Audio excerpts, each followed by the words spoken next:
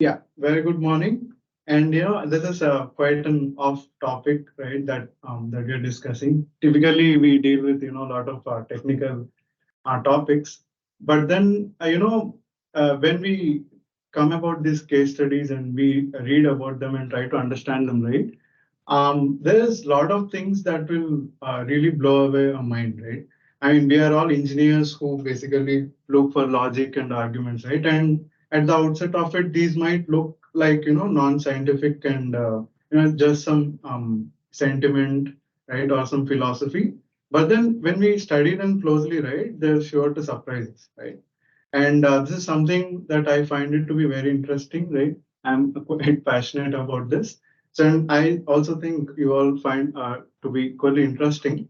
So, as I stated, if you have any questions, please do, share it across, and let's make it interactive, right? It is going to be fun. And yeah, if there's any question that needs good explanation, I'll, basically take it towards the end, right? So let's get started. So before we get into the case studies, I wanted to all of us to ponder upon an important and an interesting question. Okay, so let's see what that is. Hope the audio works.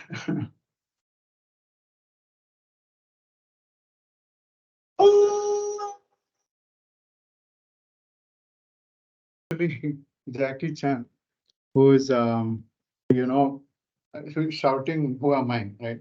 If anyone recognizes from which movie that is, this is who am I? The name of the movie itself is Who Am I, right? So it's a funny action movie. Where he's a secret agent and he basically has a plane crash and he falls in a African forest area, right? And the tribals pick him up, and because of his injury to his head, he basically forgets who he is, and he repeatedly asks this question, saying, Who am I?" and all, right? And so basically, the tribals they don't understand what he's trying to say, so they think it is his name, and they start calling him as "Who am I?" Right? So it is not only Jackie Chan who basically asked this question, but also we have great, eminent philosophers and people across who ask the same question, right? So here we have René Descartes, right? He's a French philosopher, mathematician, and scientist.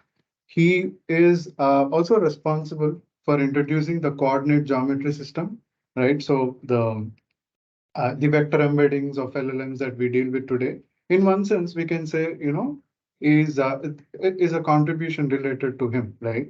And so he also asked the same question as, who am I, right?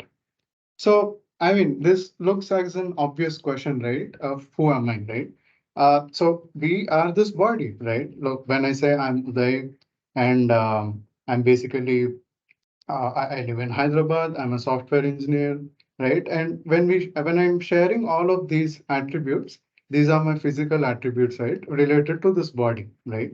So let me actually rephrase this question, right? How do I define my existence? Okay. Yeah, the answer can really be the same, right? That I define my existence through my body, right? So, but then let's say there are people who are physically challenged while they take birth, that they don't have all the body parts. Then do they lose their sense of existence? No, right? Um, so then what is it that is defining me, right? When what is it that is giving me the sense of me, right? That I'm able to understand myself. So in order to understand this, let's see what is the value of my existence, right? So when I basically say that I am this body, then how do I calculate the value of my existence, right? So he is Dr. Harry, is a professor from Illinois College, and he did this interesting analysis of what is our composition like, right? So, see, most of the human body is made of water, and we have a bunch of chemicals, right? There is calcium, phosphate, potassium, and and then sulfur, sodium, and all, right? So now, if we just wanted to understand what is the worth of human body, right? What do you think it will be? Any guesses from anyone? So, just basically take this chemicals, and then let's say we go to the market and then buy them out at the current market price and add them up, right? So that is one way of figuring out what is our worth, right? So what do you think, will be the worth of a human body? Anyone? 1,000, 2,000. 1,000. 2,000 rupees. 2,000. Okay, we are so cheap, is it? But we have Okay. eyes and other part also to donate, right? They are Yeah. costly, kidney, Right. like Yeah. That's a good observation, Devraj. Thank you for that. So, but then in this perspective, right, if we are just considering ourselves to be, a bag of, a bag of bones, or basically a bunch of chemicals, right? So in that sense, how can we really quantify our value, right? Any other guesses from anyone? Okay, so actually the answer turns out to be 110 rupees, right? So even if we, adjust it to the inflation, we will find it to be around, let's say 150 rupees. So technically speaking, that is our worth of, right, of the human body. Now, obviously, as there was mentioned, right, our body parts are actually very, very valuable. And it's not only about the body, right? It's also about our emotions, our relationships, right? And also the talent that we bring into this world, right? So the idea is, um, do we define our existence using this human body, right? So you remember Rene Descartes, right? So he, after a lot of mental experiments, he basically said, cogito ergo sum. He said, I think, therefore I am, right? So what he essentially meant was, see, everything around us is temporary, people die and all, but maybe what is defining me, right, is the thoughts, right? So thoughts is how he defined himself to be, right? So then thoughts are coming from where, right? It is obviously from the brain, right? So yes, now if we try to answer the same question, we are not this body, right? And then, okay, then it's all about the brain, correct? So not really, in the sense that we are now going to see certain interesting studies, by eminent people, which will really make us rethink our premise, right? So here you see this interesting paper by neurologist called John Lorber. And this paper is titled as "Is Your Brain Really Necessary?" Right? So it's a provocative title. It is basically published in the 1980 issue of the Science magazine. So he basically studies a lot of people with a condition known as hydrocephalus, right? What it is the patients, they don't have the normal matter, the brain matter, right?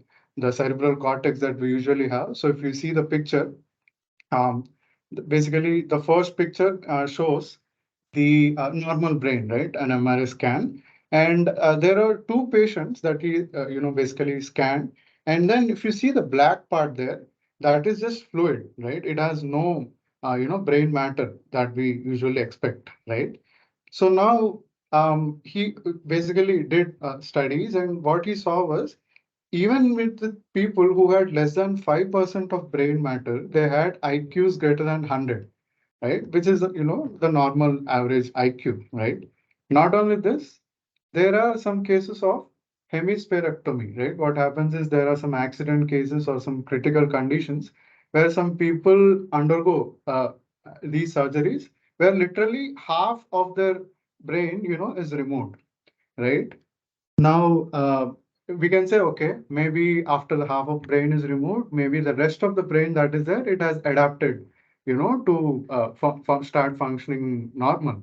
But that is an overstatement because it typically takes time, right?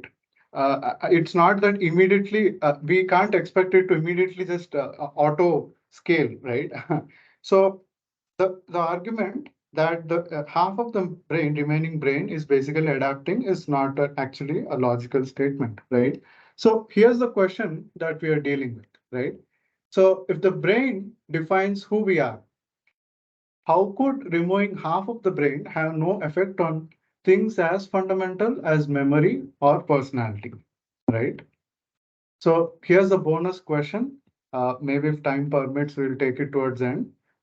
How do our memories stay intact despite the constant regeneration of our brain cells, right? So see, we are all made up of brain cells, and cells have a lifetime, right? They die and they regenerate. So typically, like people say that once in every 6 months, we are like a fresh new person, right? Because every cell in us has been replaced, including our brain cells, right? So if brain cells are, constantly regenerated, how can the memories that stay intact, right? We have our childhood memories and all.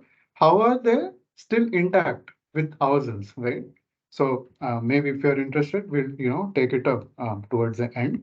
So now let's move ahead and really think of this question of if brain is it really responsible for giving me the sensation of me, right? Like I know I am myself.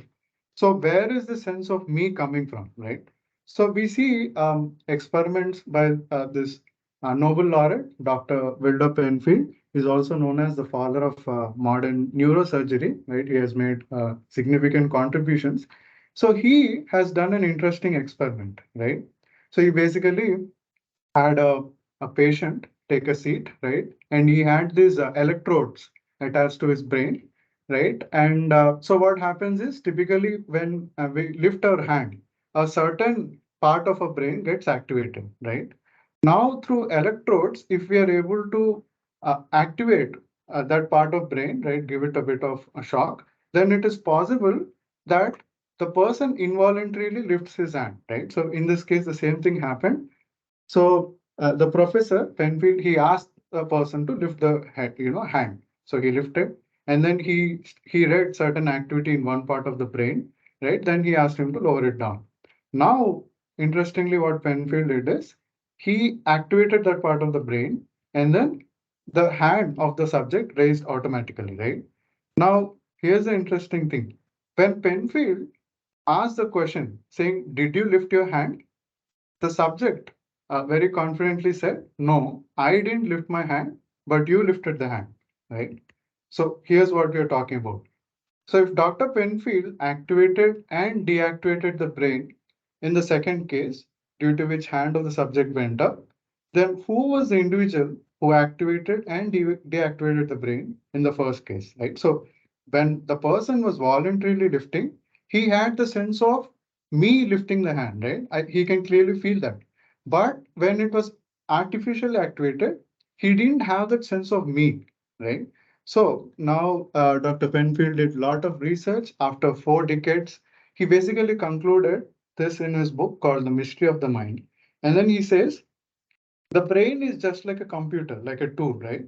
And it is programmed by something that is outside itself, right? So now this is interesting.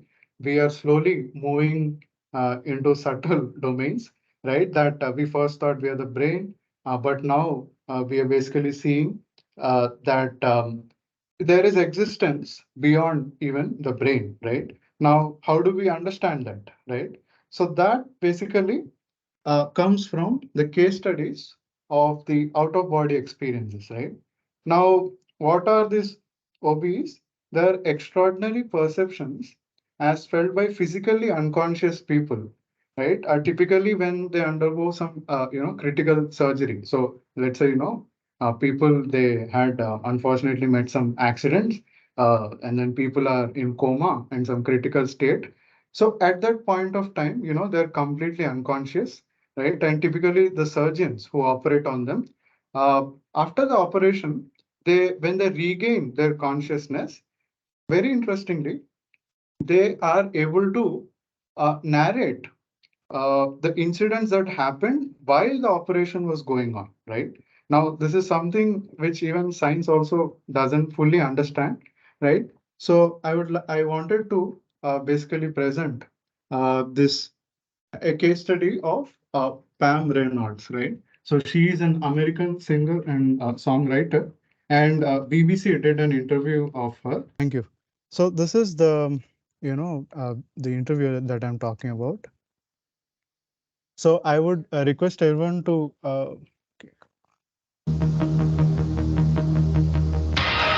Pam Reynolds, a 44-year-old... Okay, is the audio through? Yes. Okay. I'll put it in 1.25 so that we cover it quickly. So please take a note of the details that I mentioned. It is very interesting, right? Composer from the Atlanta area has an incredible story to tell. While undergoing brain surgery, she says she left her body and actually watched her own operation. She describes the procedure in such vivid detail that it seems to defy scientific explanation. When I came out of the body, there was no pain, no worry, no care. I looked down at my body. I knew it was my body. I didn't like looking at the body. That bothered me. But it was a wonderful, wonderful feeling to be free of it.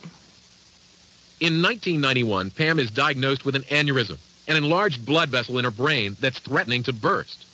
I had excruciating headaches. I went to my physician. He ordered a CAT scan, and they found the big aneurysm. I was beginning to leak, which is a sign of rupture. And had it ruptured, the outcome would have been certain death.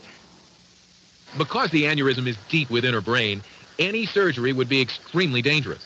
Pam's best chance for survival is an extraordinary procedure performed by Dr. Robert Spetzler of the Barrow Neurological Institute in Phoenix. As seen in this similar operation, Spetzler starts by cooling the body down to a point where he can actually stop the heart from beating. When you get down to temperatures of 20 degrees centigrade in the 60s of Fahrenheit, you can drain the blood out of the body so that you can operate in a field in which that large balloon can actually collapse. Once the aneurysm, that large blood-filled balloon, collapses, Spetzler clips it off, preventing it from growing back. Then the body is warmed and the patient recovers, it is hoped, with no negative effects.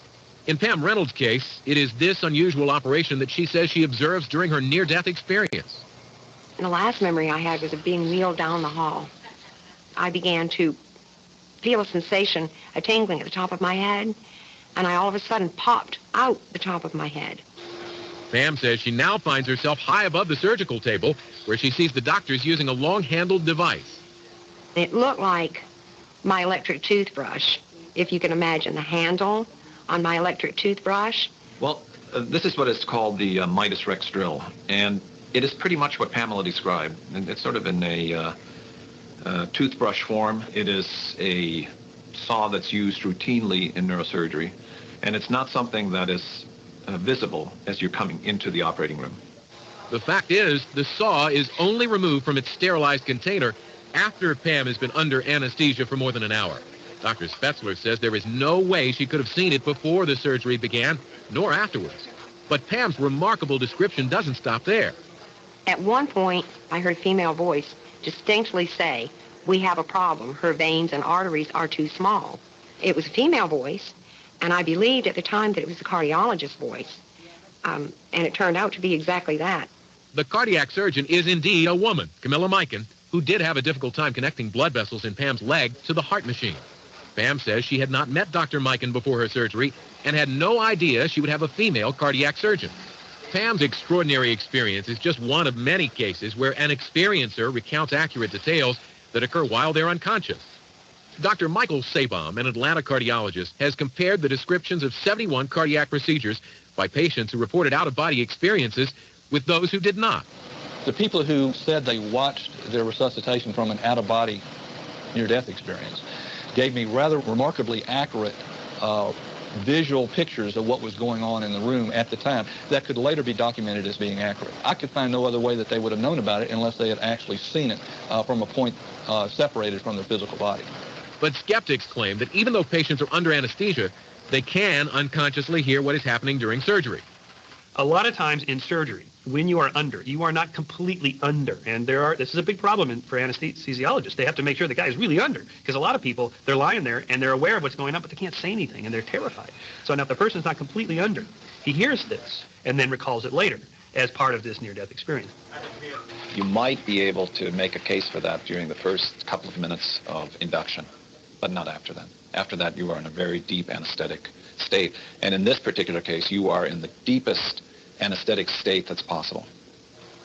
Not only that, during Pam Reynolds' operation, there is equipment used to help monitor brain function that is placed in her ears, which creates a loud clicking sound. The evoked potential, which is the clicking in the ear, is a very, very robust signal.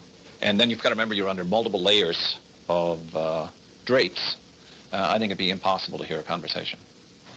Pam says that her near-death experience continues as she feels herself drawn away from the operating room towards a brilliant white light.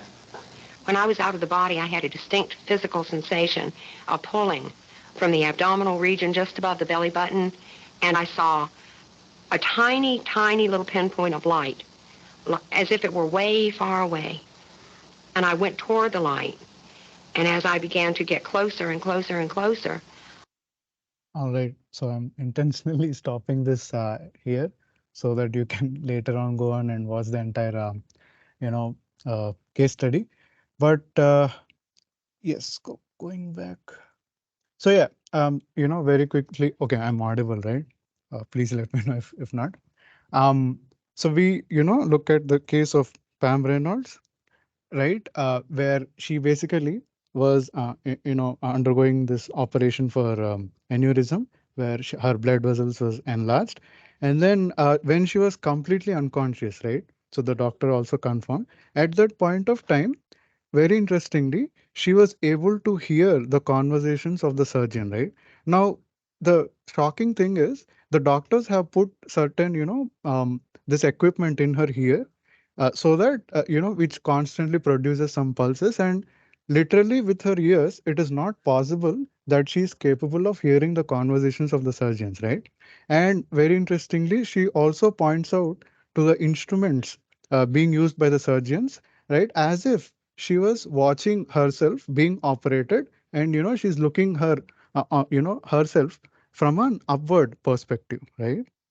So this is not just one of the case study. There are multiple of them. So this is a book on the near death experiences of blind people, right? The visually challenged people. There's a book available in Amazon. You can actually go and check it out. So here's one interesting case of 45-year-old Vicky, right? She was born blind, and because of her optic nerve completely being destroyed, and but interestingly, she had two NDs, right?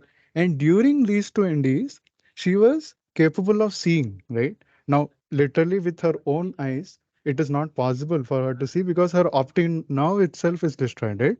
Then how come that she was able to actually see, right? So this is an question that we want to ponder on. So again, right, this is not just only one or two cases.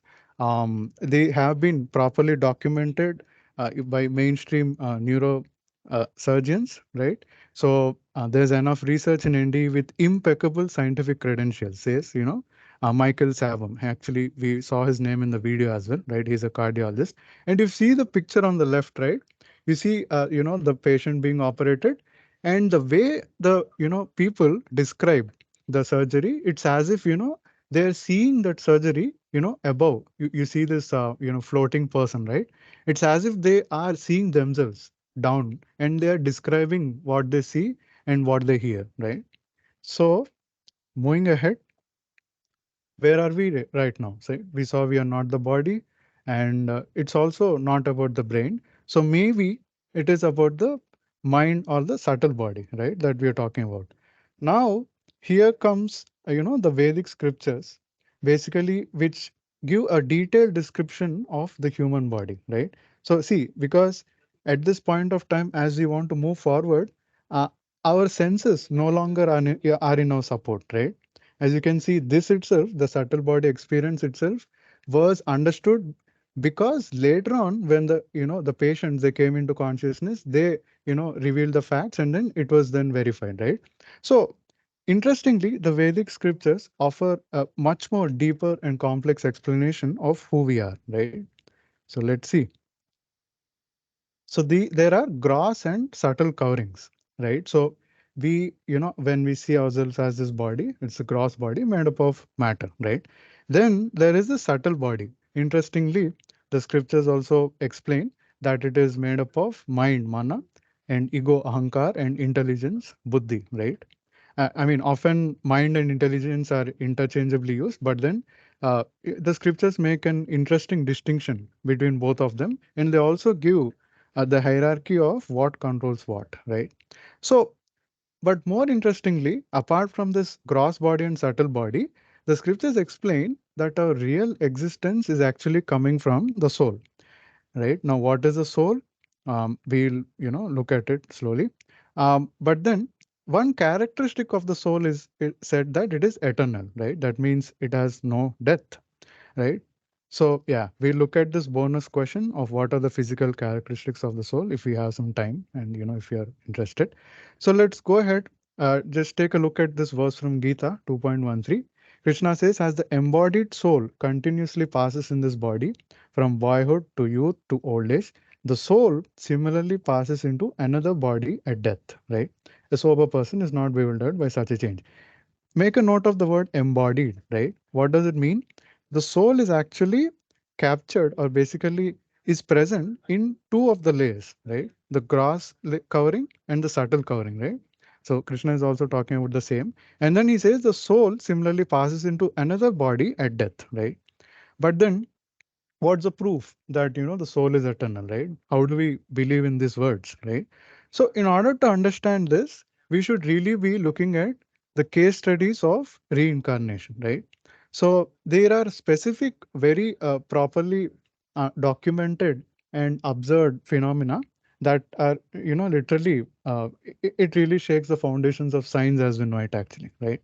So now we'll be looking at one very interesting case study from the West that's popular, right, in the US. So it's going to be a video. I request all of you to again pay attention. It's going to be a short one, but yeah, very interesting. Okay. Once again, Charles Gibson. And now, one of the biggest questions of life. What happens when it's over? Heaven? Hell? Nothing? Or might there be a fourth possibility, reincarnation? Could we come back as someone else? Here's Chris Cuomo with two down-to-earth parents who thought they understood the mysteries of life. That is, until their toddler began to talk. On March 3rd, 1945, a 21-year-old Navy fighter pilot on a mission over the Pacific was shot down by Japanese artillery. His name might well have been forgotten, were it not for the remarkable, some might say unbelievable story of a little boy named James. Okay, this is really tough. I need somebody to help me. All right, I'm the volunteer. What do you want me to do? Okay, I'm just going to climb this thing, and you have to hold me in case I fall. Done. James Leiniger is all boy, 6 years old and full of spirit. This is a special plane. It goes in reverse. You don't see a lot of that. James knows a lot about planes, especially war planes. What kind of airplane is that? It's a Corsair. His parents, Andrea and Bruce Leiniger, say from an early age, James would play with nothing else.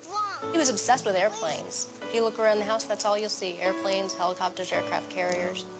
But then, when he was 2, the planes James loved suddenly began to give him frequent and frightening nightmares. I'd wake him up and he'd be screaming, and he'd always be laying on his back, kicking his feet up at the ceiling. And I'd say, baby, what were you dreaming about? And he'd say, airplane crash on fire, little man can't get out. They sound like typical kiddie nightmares, but Andrea says they went on the same way for months. Maybe too much TV. But James was just 2, and his parents say only watching Barney and Teletubbies. Teletubbies! And Andrea and Bruce say they weren't watching World War II documentaries or conversing about military history. This is an F-18? No, that one. So what explains the nightmares and James's strange obsession with airplanes? I talked to my mom about it a lot of times. My mom had said maybe he's remembering a past life. What did you say? Politely, baloney. Andrea and Bruce of Lafayette, Louisiana, are a highly educated, modern couple. To them, the possibility that their little son James was manifesting signs of a former life was, well, a little out there. You know, having a past life is not the initial conclusion that you come to. You try and figure out any other way he could have. Did he see anything? Has there been anything on television, anything that we've discussed? But as time went by, Andrea didn't know what to believe. Here's James at age 3, going over a plane as if he's doing a pre-flight check. He would continue to say and do things that were puzzling, like the time his mom bought him a toy airplane. And I said, oh, look, there's a bomb on the bottom of it. He said, that's not a bomb, Mama, that's a drop tank. A drop tank? I'd never heard of a drop tank. I didn't know what a drop tank was. Andrea's mother suggested she look into the work of counselor and therapist Carol Bowman. Bowman has written 2 books, both supporting the proposition that sometimes the dead can be reborn.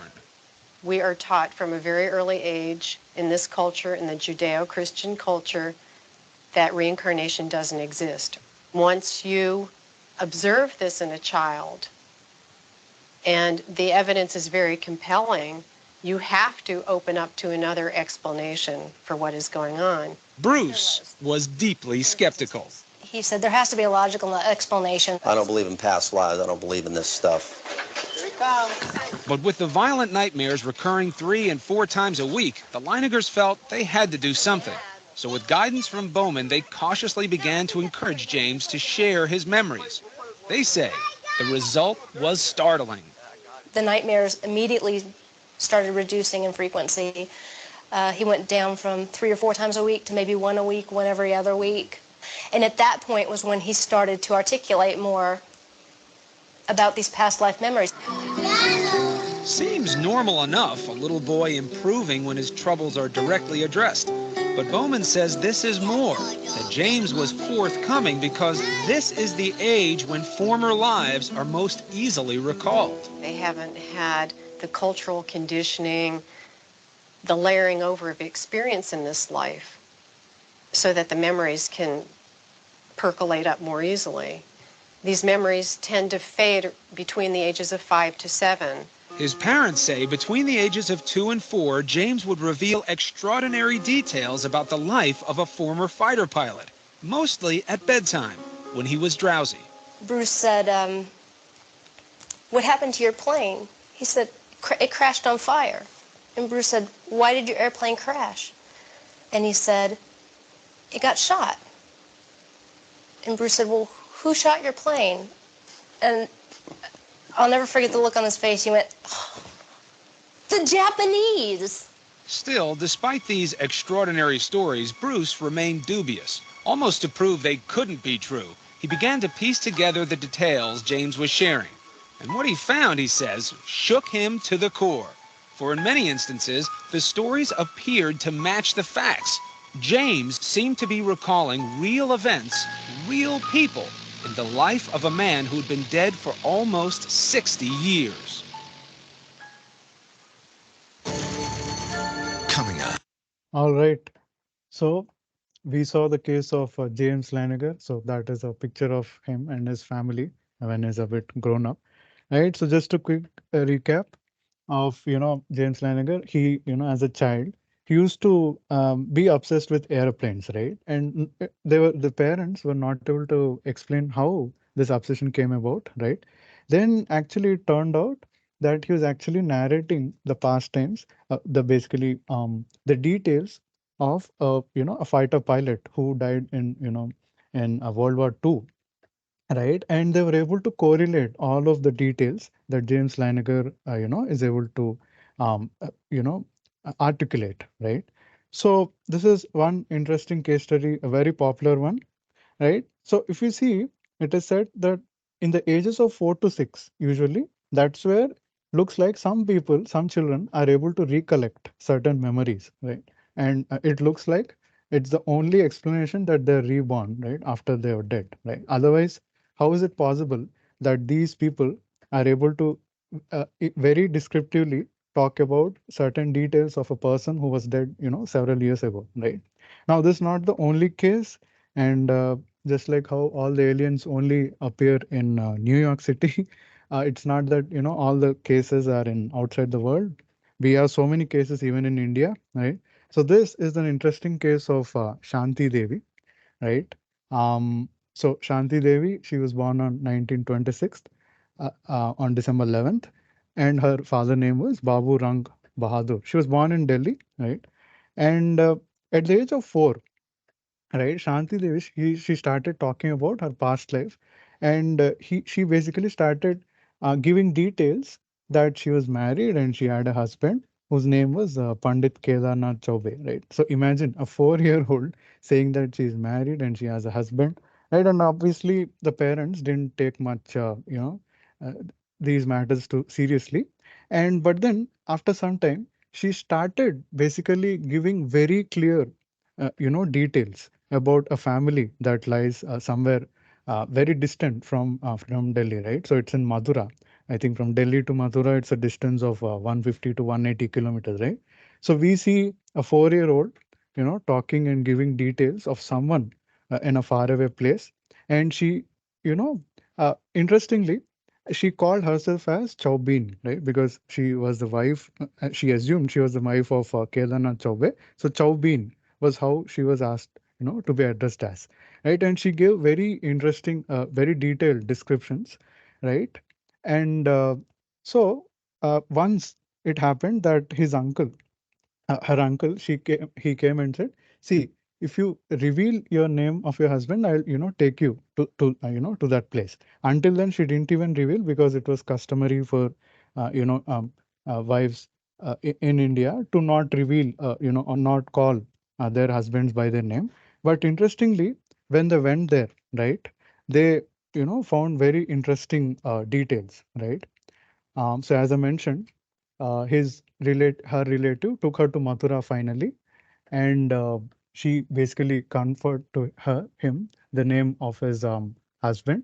And so what happened is she was introduced with her husband's brother, right, just to test.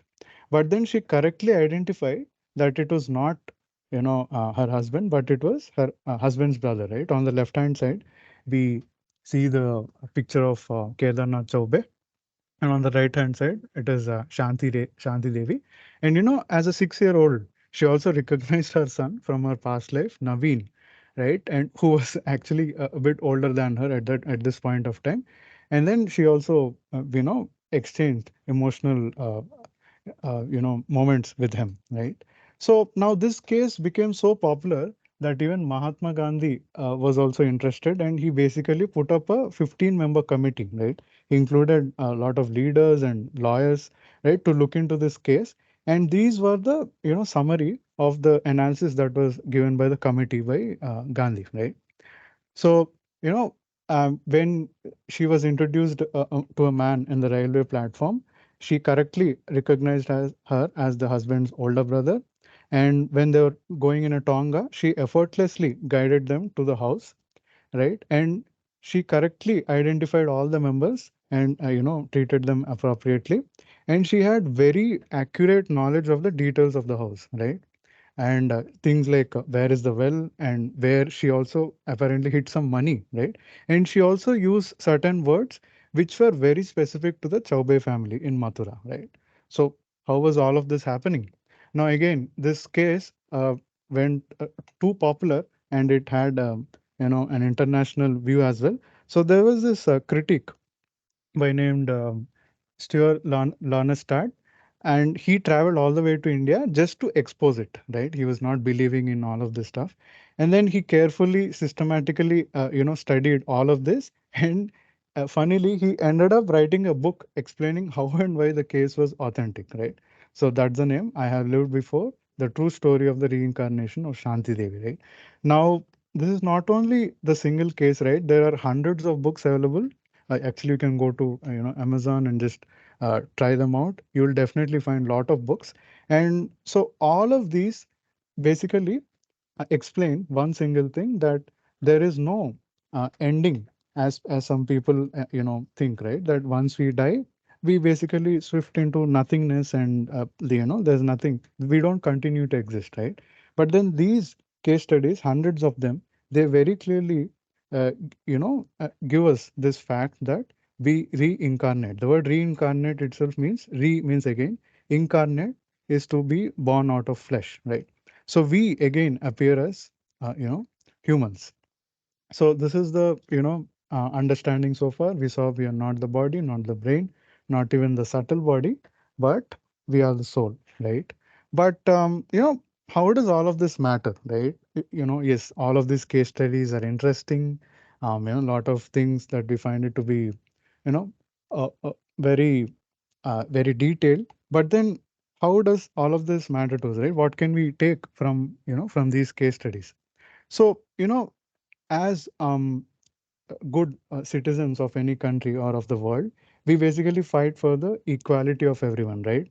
And then unfortunately, we see cases of racism where people think that their certain community or or their society is superior over others, right? But then personally, I find this worldview of observing ourselves as the soul, right, to be very helpful in looking at the equality in all of us, right? So that is what even the Gita talks about. For example, in 5.18, it is said, the humble sage, by virtue of true knowledge, sees with equal vision a learned and gentle Brahmana, a cow, an elephant, and a dog, right? So note the word of true knowledge, right? So that means, as per the Gita, if someone is really knowledgeable, they have the equal vision, right? Samadrishti towards all the living beings, including the animals, right? So that is again an interesting thing that I observed. All right, so now is the time for the bonus questions. Okay, should we move ahead? Yes. Okay, so yeah, this was one of the bonus questions, right? We said that we are made up of cells, right, including our brain. And so if the cells that are there in our brain are constantly dying, right? I mean, and then they're regenerated. How come the memories still stay intact, right? So here's an interesting analogy, right? You take a piece of paper, right? And let's say it has some message saying, I am so and so, whatever, right? Now, meticulously, if someone is able to replace each molecule with a new molecule, right? And then after some time, you were able to completely replace every single molecule of that paper, and still you find the message to be still intact, right? Is it not incredible? So now this question of how is it possible that our memories are still intact is actually very intriguing, and it is listed in uh, science list of the key 125 unanswered questions, right? Now the explanation as per the scriptures is that the memories as such are not fully present in the brain alone, but they're also present in the subtle body, right? You remember we discussed about gross body and then the subtle body. And then that's also the explanation of how someone is able to recollect the memories, right? It's not that they're uploading their memories to some cloud storage and then, they're importing it once they're born, right? I mean, that was a bad joke maybe, but yeah, the point is, um, when the soul is carried forward to a different body, the soul along with the subtle body is basically going transmigrating, and then the subtle body carries all the emotions, the characteristics, and also the memories, right? So that is how that is the explanation again as per the Vedic scriptures as to how someone is able to remember even about the past life. And that's also how we can say is an explanation of, even if half of the brain is removed, how come they are able to still access their memories and living a normal life, right? So again, it is a question that needs a lot of pondering, but let's move ahead. And yeah, this was about the physical characteristics of the soul, right? So there is a scripture called the Shvetavatsara Upanishad, and what it says is it's trying to give us the dimension of the soul, right? It says, when the upper point of the hair is divided into 100 parts, right? And then you take one part and again divide it into 100 parts. One such part, if you take, is the measurement or the dimension of the soul. That is 1 by 10 power 4, right? We are going at that level. So that is practically, subatomic, right? So, and then, so again, as I was talking, right, Somalia, there is a difference between matter and spirit. Just because something is in in atomic size, it doesn't mean that okay, maybe let's take an electron microscope and what, I can try to see the soul. That's not possible, because it does not conform to the material rules that we have, right? Because it is spirit. That is where the spirit and matter are distinct, right? And with our vision, with our capacity, it is not possible for us to see the soul, physically, right? It can be experienced, but there are other ways, in order to experience the soul, right? So again, maybe we'll discuss on that sometime later. So yeah, I would like to end this with the comment that I found. This is again the Shanti Devi video that I found in YouTube. So one guy says, मतलब अगर सब कुछ याद रहा तो अगले 2-3 जन्म में यूपीएससी क्लियर कर ही लूंगा. Right? So what he's saying is, yeah, you know what? I'll basically, if I'm able to remember all my studies in across 2-3 lifetimes, then maybe yeah, I can clear the UPSC. Right? So yes,